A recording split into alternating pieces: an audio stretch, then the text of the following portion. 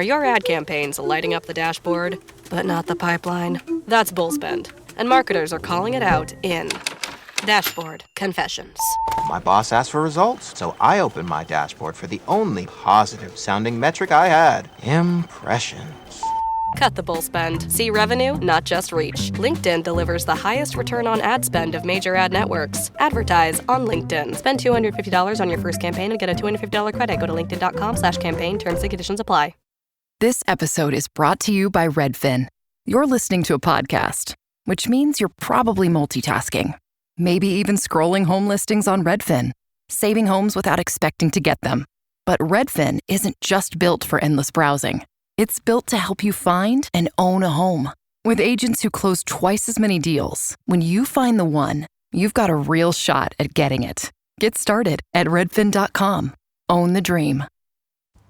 Hi, it's Dave here, and this is my wife, Kathy. Hello. This is The Cinemile. It's the podcast where we walk home from the movies. Today we're going to go see John Carney's latest film. It's called Power Ballad. It stars Paul Rudd and Nick Jonas. Now, you might be wondering, Dave and Kathy, are you going to go see The Mandalorian Grogu? And we're going to go to see it. We thought we'll bring the kids. It's a Star Wars.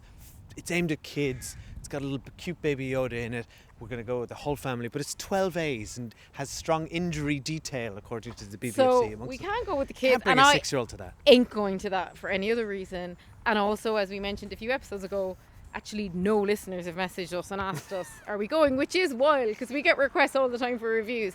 Everyone's asking us to go and see, what's the next horror film they want us to see? Backrooms. Obviously Backrooms. That's our current most requested, but sorry, I need a break from horror movies. And I love John Carney movies, and I love movies about music. Remind everyone who John Carney is and what movies he's made if they don't know. So he very famously made Once, with the beautiful Falling Slowly song that won the Oscars. He made Sing Street, Great movie. Came out as one of my best movies of the decade when we looked back over 10 years of podcasting. He made Flora and Son, which we liked, didn't love. But he's a cool guy, he's a talented guy, he's a musician, he's a filmmaker, and he makes films about music, and I love it. So I'm excited to see this one, and I haven't even seen a trailer, so I truly know nothing other than the two leads in it. I've seen a trailer. I saw a trailer for this and didn't know it was a John Carney film, or it allegedly has an Irish connection to it. Well, of course it has an Irish connection because it's John Carney. Yeah, that's what I mean. Yeah, but I mean, the way it's marketed, the way the trailer was just like Paul Rudd and Nick Jonas are in a movie together. I mean, they're about great. music. It's great casting because they're both. Paul Rudd's hugely popular, obviously. And then, we're a little bit old for the Jonas Brothers, and I was never into them, but they have a huge, humongous fan base, really, really diehard. So I think actually it's great casting, cross-generational. I'll be interested to see how they are together, but does he act clever. much? Nick Jonas? I don't know anything about them, but I know the Jonas Brothers are performers since they were very young, and I'm pretty sure all of them have acted in movies together and stuff. I have no doubt he's good, or he wouldn't have been cast in this. Which one was married to the one from Game of Thrones? Who's now Lara Croft from Tomb Raider? Don't ask me Jonas. Come on, you're up to date on all the gossip. I know nothing about them. But I'm looking forward to this film. Can't wait. Perfect. We're going to see this on Bank Holiday Monday. Nice time to see a movie like this. See you soon. Bye. Bye. Now, they're just starts, okay? But you get the vibe.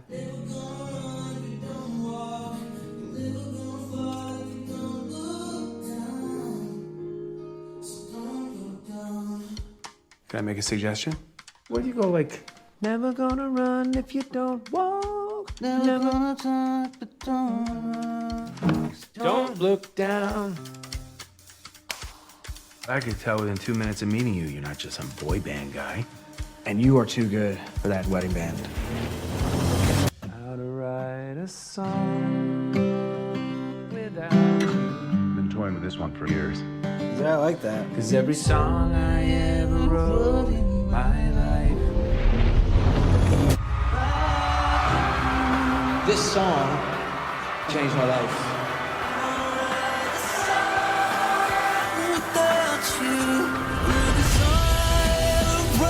It's my song. I wrote it.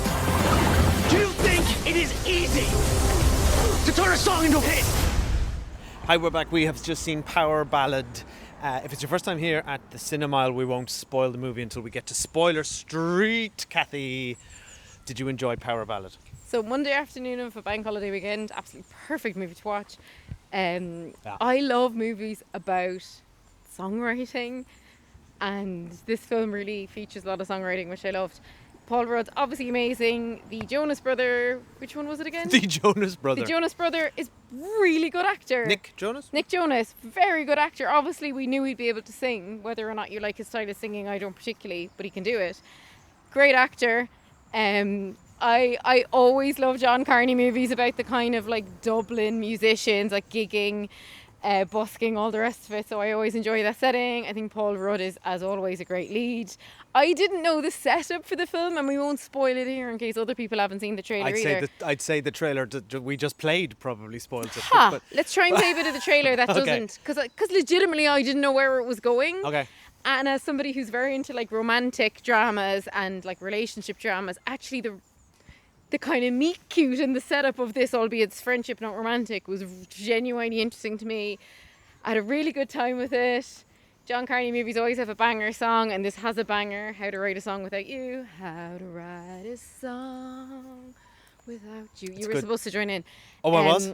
We didn't practice and I got a little bit bored around the middle of it, and then I loved the ending. But as I say, like Monday for Bank Holiday weekend, lovely to sit back. It would be a good family film for like people with older kids, and just nice time at the cinema. Not the best movie I've seen all year, but I really enjoyed it. Dave? Yeah, I liked it. It's an easy watch. I don't think it's great. It doesn't have the punch that like something like Sing Street has. It doesn't have that sort of that energy and that momentum and that drive. No, well, I mean, it doesn't. There's a song about driving in Sing Street, isn't there? Also, sorry, Jack Rayner is his like actual muse at this point.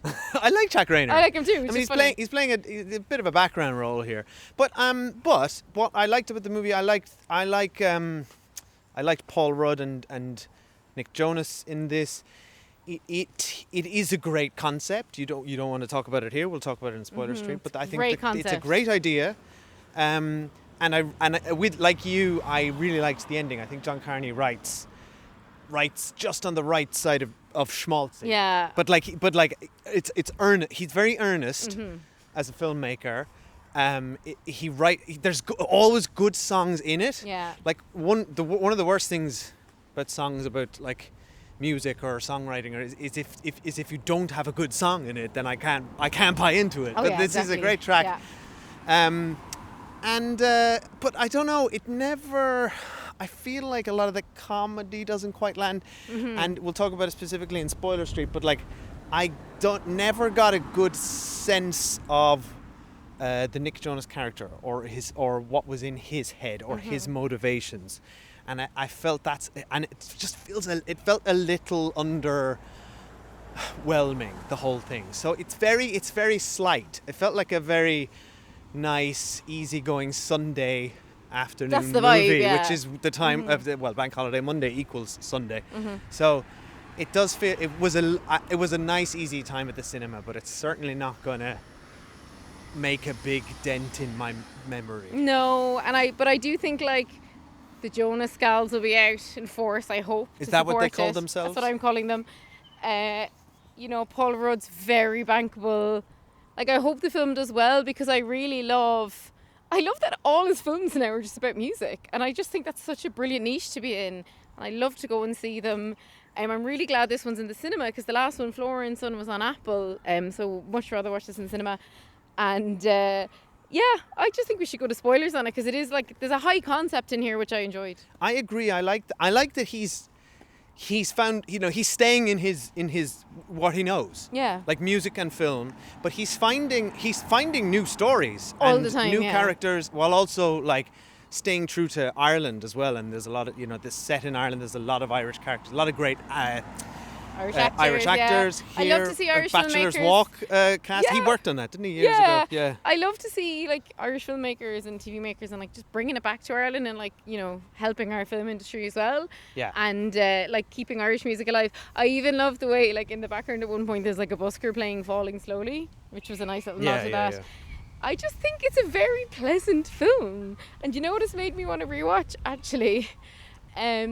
What is the songs and is it music and lyrics with Hugh Grant and Drew Barrymore? Yeah, One of my it's favorite movies of all time. It does have that vibe. I so want to watch music and lyrics. Actually, there's a lot of that DNA in here. This sort of former washed up, once great has been. Yeah. Gets another chance, and it's Sort about of, songwriting. a little bit different. Kind of. I mean, that's a very camp. It's playing in similar territory. Yeah, but both films work because they've really good music at the core of them as well, Yes. and really good performances.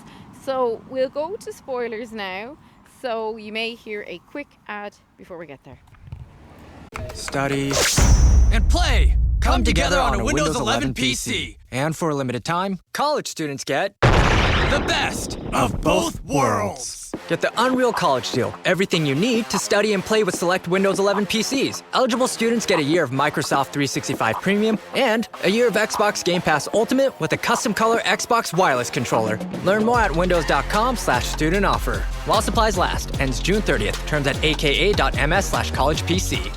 Right, we're going to spoil Power Ballad now. Actually, we should say quick shout out to Clodagh McCarthy, one of our listeners who worked on this movie and worked on Flora and Son, emailed us to let us know to Hi, check it Clodagh. out. So hi, Well Clodagh. done. Thanks. Loved Yes, your well done work. on your work. Yeah. And my mother is an actor, as some of our listeners will know.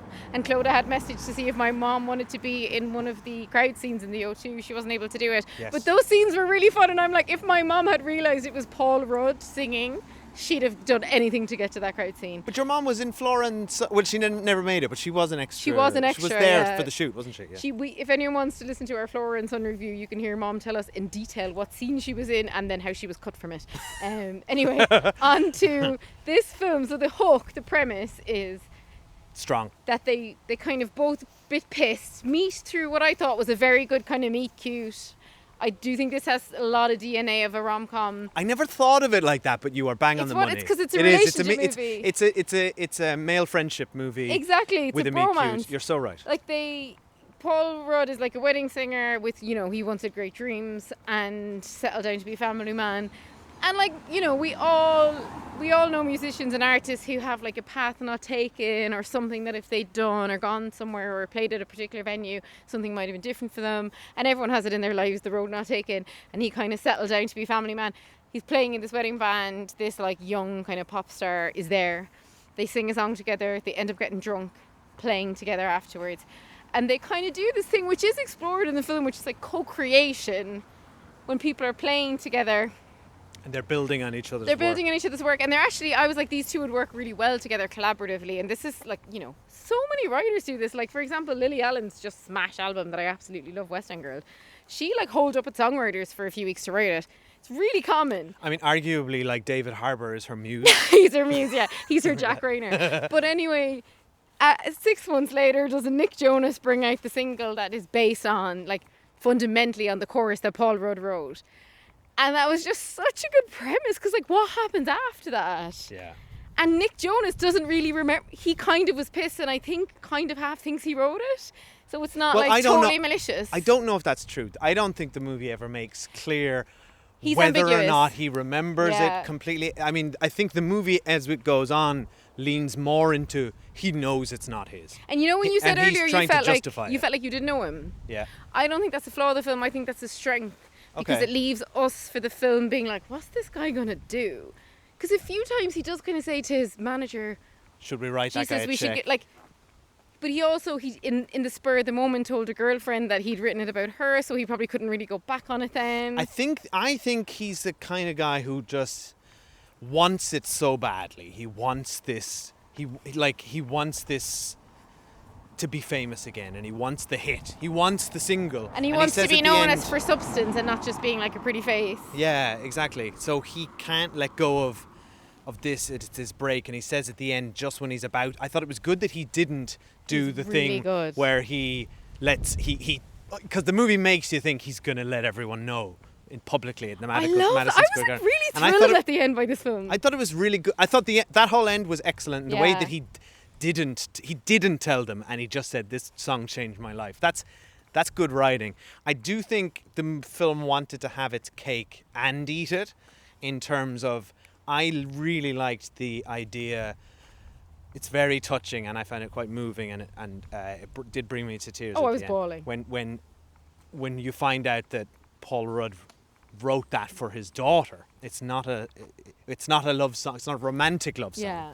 It is the love song. I disagree with him that he said it's not a love song.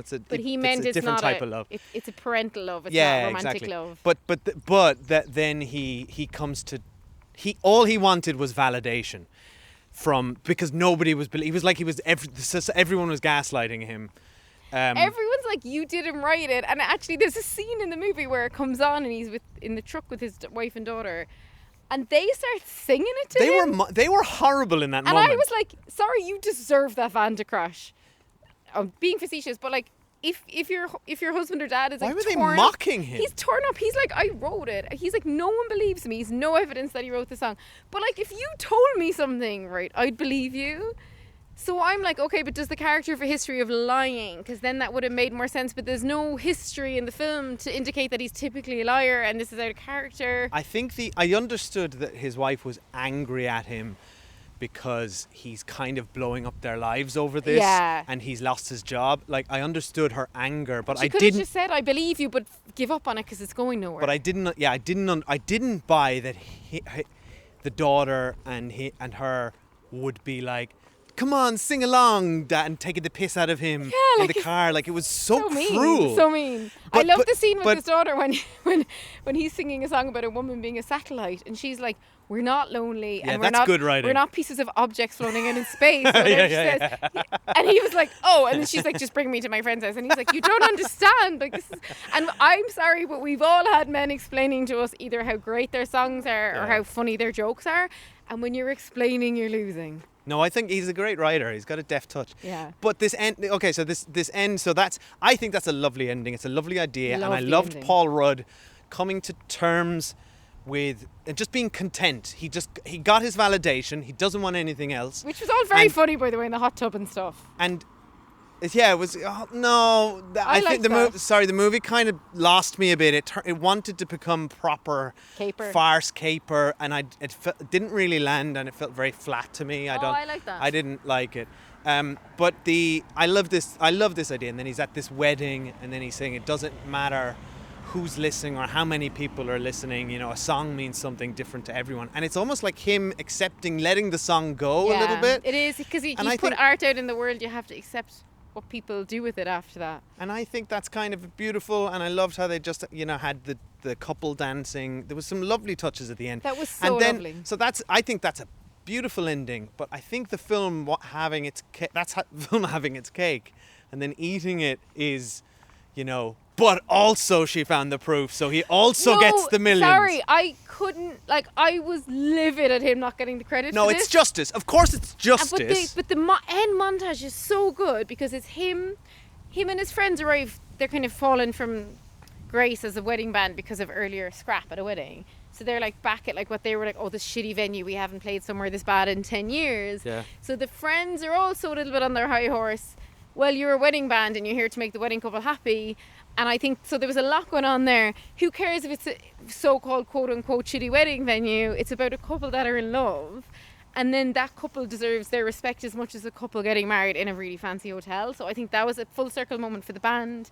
Then you had Paul Rudd, that thing of I'm willing to sing the song, where before he wouldn't sing it. And then you simultaneously have it with the Jonas brother over in LA. And then they black out. I like how they cut those two together. So it was actually the bits that they'd each written, because they co-wrote it, even though your man Paul Rudd wrote the hook and the chorus, and I think that might get you more money. And then Paul Rudd had said earlier, even if you I just want the acknowledgement and maybe a third of the credit. And then the final bit, when the daughter started going through the files, I was buzzing. I literally gripped your arm. I was like, she's gonna find it. No, it's great. It was so... If they hadn't found it, and if the message had just been, you have to accept that someone's stolen credit for your work, that'd be very cynical message. I know. I agree. And by the way, I don't think it's inherently a bad ending that the daughter found the video. I also jumped, and I think that's great. And I felt that. That's exciting. And it's good. Really exciting. I'm just saying that's kind of two different. I feel like one undercuts the other a little, and I acknowledge what you're saying, that yes, that's the more bitter pill to swallow of an ending of he never got his credit, and like the wife said, we got robbed, but what are you going to do we keep on going and we live our lives. And he comes to terms with, I already won. That's lovely. He got the family. You know, he would never have written another song if it weren't for his daughter. That's a beautiful message and a beautiful ending. And I just feel like it's a little bit hat in the hat, but to have come to those terms, to gain acceptance, but also you get the credit and you get the millions. No, because like we live in a world where artists' work is being stolen all the time. Like all that AI does is hoover up other people's work and regurgitate it, right? Artists don't get paid enough. Most artists don't even earn a living wage, right? Why would Nick Jonas get to sit over in LA and get all the royalties for this man? It's despicable. His house is disgustingly large. He has all these cars and all the rest of it. The end of the film would be so cynical if the message was, you poor artist, just be happy that you have a nice wife and daughter. While this guy brings his career back to life over because of your song. Can I paint a case for the opposite of that, where I actually, the more I think about it, I don't think it is cynical. You're just digging in now. I'm going to dig in because the movie's actually saying this is what success, quote unquote, gives you. Yeah, but they can't even pay their bills. Like they're like in poverty. They're not in poverty. The wife literally said we're behind on all of our bills. To your first point, yes, obviously, artists need acknowledgement, should be credited for their work and they should get acknowledgement. I'm not against that. And obviously that is justice being, the movie presented to us justice being served, okay? And I like that, that's satisfying. Is it reality? No. And what the movie is presenting, it shows us Nick Jonas's life, or Danny Wilson's lifestyle. The LA, the you know, two girls getting in your hot tub and the big parties and it's, again, some beautiful little touches of writing here where Paul Rudd stands, you know, comes into his bedroom, which is very invasive. That was very funny. But then it says something like, you know, I've always dreamed of looking at the lights from up here. And you know what? I don't remember the exact words, but it's like, you know what? It's not that special. Yeah. It's not that disappointing. That's the movie saying, what are we even chasing here? What am I actually chasing? I'm chasing like big money and fame and recognition, and that's all worthless because I have a family who loves me. But it's not worthless though. You still need to be compensated for your work. Absolutely. Like. Sorry, I'm not arguing. I'm not saying the movie should say artists should get robbed and that's life. I'm saying that's a more realistic ending, and it is not cynical. It's actually incredibly uplifting for somebody who got the bad cards, got the raw deal, but he got both and in is this able. movie. That's my point, Kathy. That's my exact point. Can't he get both? He got both. That's unrealistic, and it's a hat on a hat. It's a movie, and like at the end of it, I think how they did it when the daughter found the song, it was so beautiful because it's him singing it to her on her birthday party, because he had said it was a love song about the daughter. And before she'd even found it, though, she had said, "Dad, I believe you." That's lovely. Yeah, and then at the end, I was like, what are they going to do now? I was like, would it fade to black and let us assume? I couldn't figure out how they'd wrap it up. So when it was him walking back past the busker again, who had been robbed earlier in the film, I thought that was a neat way to wrap it all up. And he threw the money in. I loved that scene. I was like, yay! I disagree. I think I would have preferred. I think that ending undercuts the other ending. I acknowledge I got the cheap thrill of it wasn't cheap. Justice has been served. Justice being served is not a cheap thrill in this day and age, Dave. It's a fantasy. I mean, I think the movie had a strong message in there, and I think it undercut it at the end by giving us the also yes and tacked on. Okay, agree to disagree. I have one question for you. Fantasy ending. I have one question for you. Yes. If a Jonas brother and his wife started making a podcast where they recorded their walk home from the movies. Yeah. And we got no credit for it. And it was the biggest podcast ever. Do we own and this idea? They made millions of dollars. Should we be, oh, isn't that nice? Or should we be like, compensate us? Well, the tricky bit will be when I open the laptop and try and find the files of the 400 plus episodes. Where did I put them? Well, would you say we should be compensated or should we just be like, isn't that nice? Sorry, okay, Kathy, you seem to be misunderstanding me. I'm not misunderstanding. I'm not arguing for artists should get fucked over. No, I know you're and not. Rewards the stealing person. I'm not arguing for that. I just don't know how you think that could have been a better ending. I'm arguing for that's an ending that presents a reality of shit things that happen in real life, Yeah, but and we're in a somebody fictional John coming Carney to world. terms with. Yeah, fine, I get it. Yeah. It. Like, the movie is what it is. I'm not. Yeah. I'm just telling you what I think would have been the more powerful and confident and interesting If that ending. had been the ending, I would have rioted. I would refuse to record a podcast. Obviously, it would be My somewhat favourite bit unsatisfying. was the ending. The daughter finding the file, and then Okay. him throwing the money. That elevated the film for me. The middle bit of the film, when he was a miserable, starving artist, hoping to get compensation and being gaslit by the world. No, I hated that bit of the film. But that's essential. You have to have Act I 2 know, but it was the conflict bit I and didn't like. the hero at their lowest. right? Anyway, we better go. Let us know what you thought of this film. I hope people see it. I saw it's not actually on a wide release yet in the States, so I think it's going to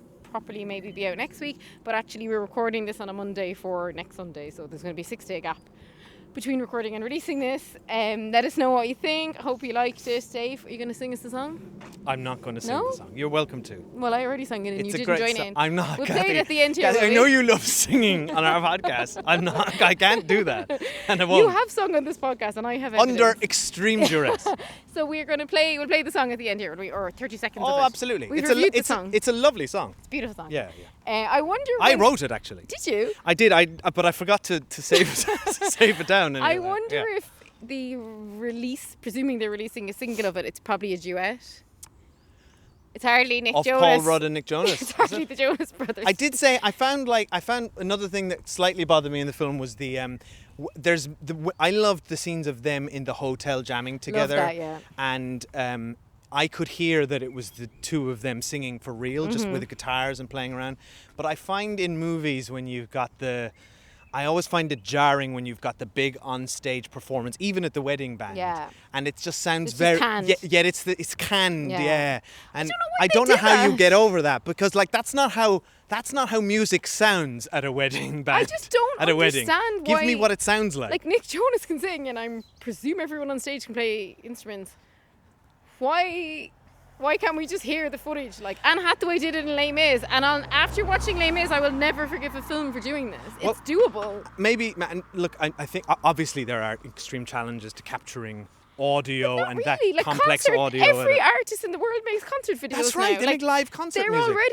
the audio's already being sung and recorded. Like, just put it Yeah. in the film. Anyway, Because it also made me think, well, that's not Paul Rudd Yeah. singing, because it's obviously it's dubbed in But I'm post sure or it's ADR him, or yeah. whatever. But yeah, I think it was it him didn't actually. feel like fresh though. Yeah. Anyway, we gotta go. Thank you everyone for listening. Come over to patreon.com/thecinema where we watch TV and retro movies. We have just watched She's the Man for our makeover movie. Yeah.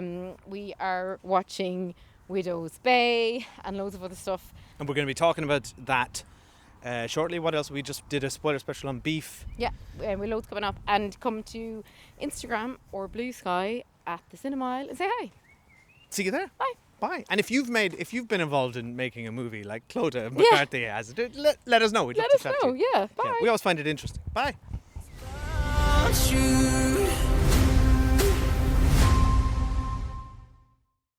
Ryan Reynolds here from Mint Mobile with a message for everyone paying big wireless way too much. Please, for the love of everything good in this world, stop. With Mint, you can get premium wireless for just $15 a month. Of course, if you enjoy overpaying, no judgments, but that's weird. Okay, one judgment. Anyway, give it a try at mintmobile.com/switch. Upfront payment of $45 for 3-month plan, equivalent to $15 per month required. Intro rate first 3 months only, then full price plan options available. Taxes and fees extra. See full terms at mintmobile.com. Starting a business can seem like a daunting task, unless you have a partner like Shopify. They have the tools you need to start and grow your business. From designing a website to marketing to selling and beyond, Shopify can help with everything you need. There's a reason millions of companies like Mattel, Heinz, and Allbirds continue to trust and use them. With Shopify on your side, turn your big business idea into... Sign up for your $1 per month trial at shopify.com/special offer.